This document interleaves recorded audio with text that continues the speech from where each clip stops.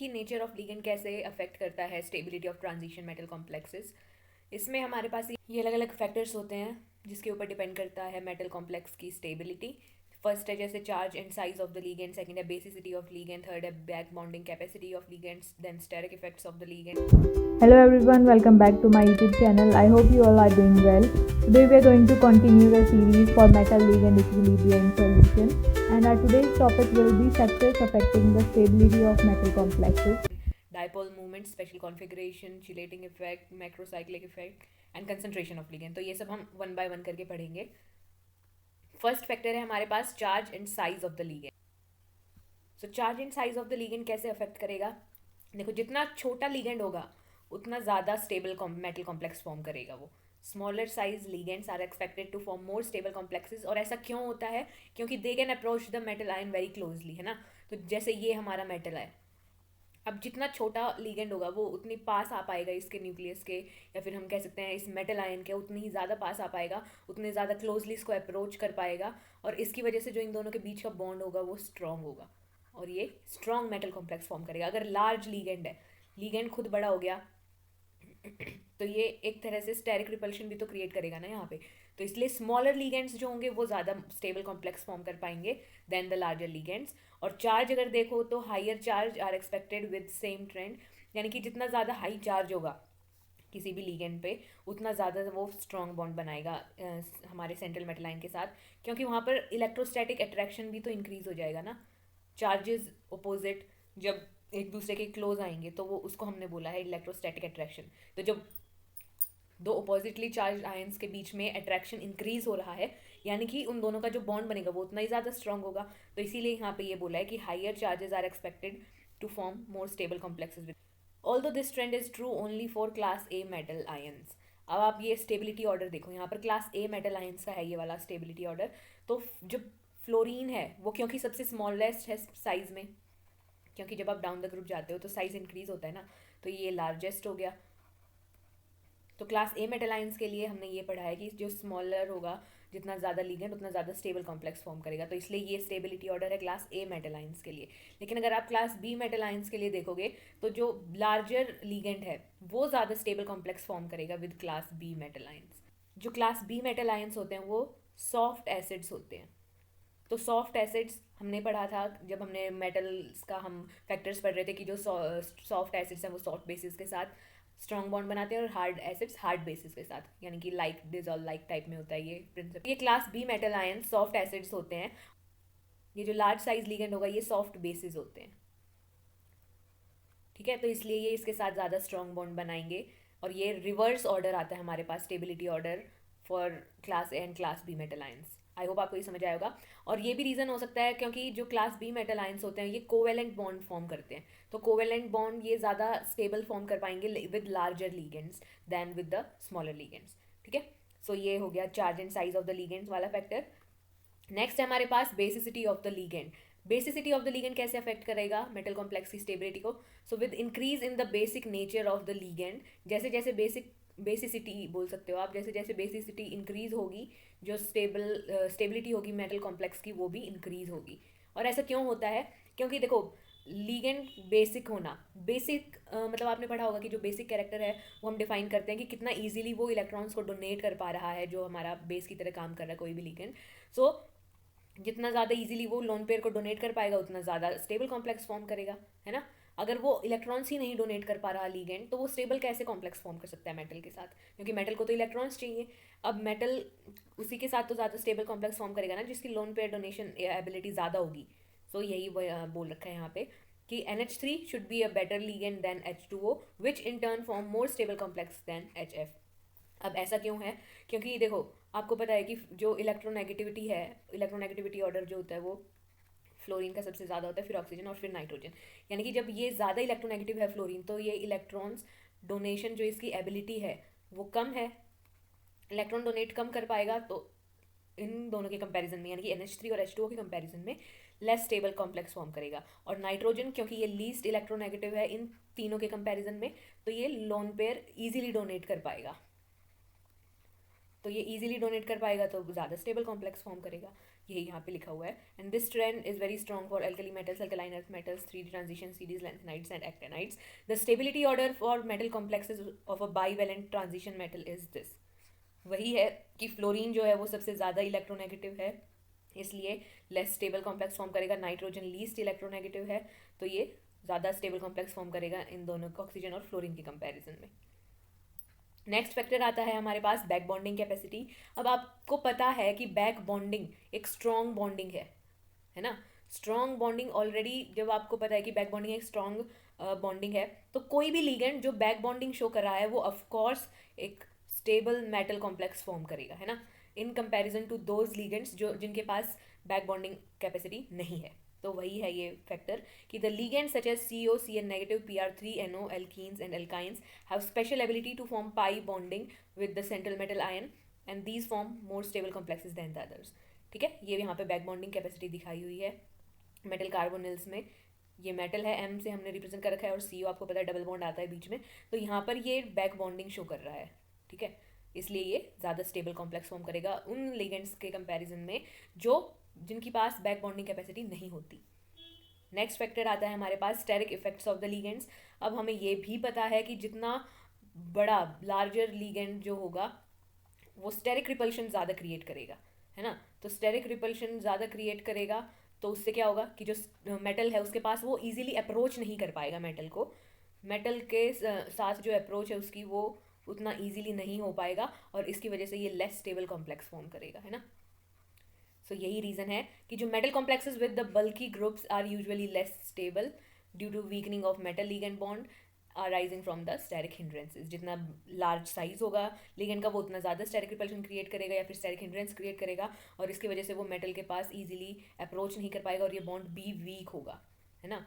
तो ये less stable complex form करेगा. अभी एग्जाम्पल दिया हुआ है बाईवेलेंट निकल कॉम्प्लेक्स विद 8 हाइड्रोक्सीक्यूनोलिन एंड 2 मिथाइल 8 हाइड्रोक्सीक्यूनोलिन. ये तो है हमारा 2 मिथॉक्सी 8 हाइड्रोक्सीक्यूनोलिन और ये सिंपल 8 हाइड्रोक्सीक्यूनोलिन. तो यहाँ पे हमें पता है कि ये CH3 ग्रुप्स देखो एक्स्ट्रा है यहाँ पर नहीं है CH3 ग्रुप्स, तो ये लेस स्टेरिक हिंड्रेंस क्रिएट करेगा, ये ज़्यादा स्टेरिक हिंड्रेंस क्रिएट करेगा. इसकी वजह से जो ज़्यादा स्टेबल कॉम्प्लेक्स फॉर्म करेगा वो, अब क्योंकि ये लेस स्टेरिक हिंड्रेंस क्रिएट कर रहा है तो ये ज़्यादा स्टेबल कॉम्प्लेक्स फॉर्म कर पाएगा देन दिस वन. ये मोर स्टेरिक हिंड्रेंस क्रिएट कर रहा है तो ये less stable metal complex create करेगा. तो वही यहाँ पे लिखा हुआ है. नेक्स्ट फैक्टर जो आता है हमारे पास वो है dipole movement of the ligand. अब डाइपोल मूवमेंट कैसे इफेक्ट करेगा, क्योंकि हमें पता है कि जो न्यूट्रल लिगेंड से होते हैं उनके पास परमानेंट डाइपोल मूवमेंट है. डाइपोल मूवमेंट यानी कि आप एक तरह से बोल सकते हो कि बाईपोलर हो गए, चार्जेस सेपरेशन है वहाँ पर. तो जितना ज़्यादा चार्ज सेपरेशन उतना ज़्यादा बॉन्डिंग इफेक्टिव होगी, उतना ज़्यादा इलेक्ट्रोस्टैटिक अट्रैक्शन लगेगा between the metal and the ligand और उतना ज़्यादा स्टेबल कॉम्प्लेक्स फॉर्म करेंगे. सो ये है हमारा स्टेबिलिटी ऑर्डर. एमोनिया है क्योंकि इसके पास हाईएस्ट इसका डाइपोल मूवमेंट होता है. ठीक है, सबसे ज़्यादा है इसका डाइपोल मूवमेंट, इसलिए ये सबसे ज़्यादा स्टेबल कॉम्प्लेक्स फॉर्म करेगा. फिर इथाइलएमाइन आता है, फिर डाइथाइलएमाइन और फिर ट्राइथाइलएमाइन. नेक्स्ट है हमारे पास जो फैक्टर है वो है special configuration of the ligand. Special configuration यानी कि किसी भी फॉर्म में मान सकते हो आप. यहाँ पर अगर आपके पास कोई भी, ये हमने यहाँ पे क्या लिया है कि एरोमेटिक कैरेक्टर, जो भी लिगेंड एरोमेटिक कैरेक्टर शो करेगा वो उतना ज़्यादा स्टेबल कॉम्प्लेक्स फॉर्म करेगा. आपको पता है कि जो एरोमेटिसिटी होती है वो स्टेबिलिटी की तरफ इशारा करती है, तो जितना ज़्यादा एरोमेटिक कैरेक्टर उतना ज़्यादा स्टेबल कॉम्प्लेक्स. वही बोला गया है कि the ligands like porphyrin and their derivatives usually form very stable organometallic complexes as they are stabilized by aromatic character which extends over the entire structure due to exclusive planarity. और planar होगा compound तभी तो वो aromatic character show करता है ना. Planar तो एक कंपलसरी कंडीशन है एरोमेटिक कैरेक्टर शो करने के लिए. सो जो पोरफायरिन है और उनके डेरिवेटिव्स होते हैं ये क्योंकि प्लेनर होते हैं इसलिए ये एरोमेटिक होते हैं और एरोमेटिक कैरेक्टर की वजह से ये ज़्यादा स्टेबल कॉम्प्लेक्स फॉर्म करेंगे. ठीक है, तो स्पेशल कॉन्फिगरेशन में आता है जैसे कि एरोमेटिसिटी कोई लिगेंड शो कर रहा है तो वो. नेक्स्ट हमारे पास आता है chelating effect of the ligand. The ligands which can form 4 or 5 or 6 membered ring structure with the metal center usually form more stable complexes than the other and this effect is called chelation and the ligands are called chelating ligands. यानी कि ring बोल सकते हैं आप, जो जितना ज़्यादा 5 या 6 मेंबर जो रिंग बनती है वो ज़्यादा स्टेबल होती है, और ये जो भी लिगेंड्स 5 और 6 मेंबर रिंग बनाते हैं वो होते हैं चीलेटिंग लिगेंड्स। और इस इफेक्ट को हमने बोला है चीलेशन। तो जहाँ पे भी आपको चीलेशन दिख रहा है यानी कि रिंग बन रही है कहीं पे, तो वो होगा हमारा स्टेबल कॉम्प्लेक्स लिगेंड। सो वो लिगेंड बनाएगा stable complex with the metal ion. ठीक है, जैसे कि ये है हमारे पास, ये तो हमने सपोज ए मान लिया और ये हमने, तो दोनों में निकल है, ये कॉम्प्लेक्स फॉर्म कर रहा है। फर्स्ट में क्या है कि मोनोडेंटेट अमाइन है, ये जो अमाइन है ये भी लिगेंड है लेकिन ये मोनोडेंटेट लिगेंड है। और यहाँ पर जो यहाँ हमने बाइडेंटेट इथाइलिन डायमाइन कर दिया, इसकी वजह से क्या हो रहा है कि चिलेशन शो कर रहा है ये यहाँ पे, और चिलेशन शो कर रहा है यानी कि एक तरह से रिंग फॉर्म कर रहा है। तो इसकी वजह से क्या होगा, देखो जो the log beta values of NiNH36 whole twice whole 2 plus and NiEN thrice 2 plus complexes are this। तो log बीटा वैल्यूज यानी कि स्टेबिलिटी को ही तो रिप्रेजेंट कर रही है ना ये, log बीटा जिसकी वैल्यू ज़्यादा वो उतना ज़्यादा स्टेबल कॉम्प्लेक्स फॉर्म करेगा। सो log बीटा की वैल्यू यहाँ पर इथाइलिन डायमाइन आने की वजह से इसकी ज़्यादा है, और ये क्यों ज़्यादा है, क्योंकि ये चिलेशन शो कर रहा है और इसकी वजह से हायर स्टेबिलिटी शो करेगा ये। ठीक है, आई होप आपको ये समझ आया होगा। नेक्स्ट है हमारे पास macrocyclic effect of the ligand. अब मैक्रोसाइक्लिक इफेक्ट देखो, आप इसके नाम से भी समझ सकते हो कि मैक्रोसाइक्लिक यानी कि एक तो लार्ज मेंबर्ड रिंग होनी चाहिए और जो डोनर एटम्स है वो 3 या उससे ज़्यादा होनी चाहिए।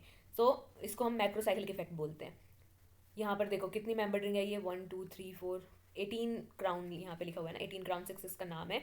सो 6 तो यहाँ पर ऑक्सीजन डोनर एटम्स हो गए है ना, और 18 यहाँ पर मेंबर्ड रिंग है ये। सो 18 मेंबर्ड रिंग यानी कि हमने बोला कि it has been observe that 9 और more membered cyclic ring systems with 3 और मोर donor atoms form extensively more stable metal complexes than their acyclic analogues। यानी कि इसका जो acyclic analog होगा उसके कंपैरिजन में तो डेफिनेटली ये ज़्यादा स्टेबल कॉम्प्लेक्स फॉर्म करेंगे। ठीक है, तो ये this effect is called as macrocyclic effect and these types of ligands are called as macrocyclic ligands। तो ये ऐसे जो भी ligands होंगे जो एक तो larger than 9 membered ring form करेंगे या फिर 3 या उससे ज़्यादा डोनर एटम्स होंगे उस रिंग में, तो वो ज़्यादा स्टेबल कॉम्प्लेक्सेस फॉर्म करेंगे then their acyclic analogues. Next हमारे पास आता है कंसंट्रेशन ऑफ लिगेंड्स।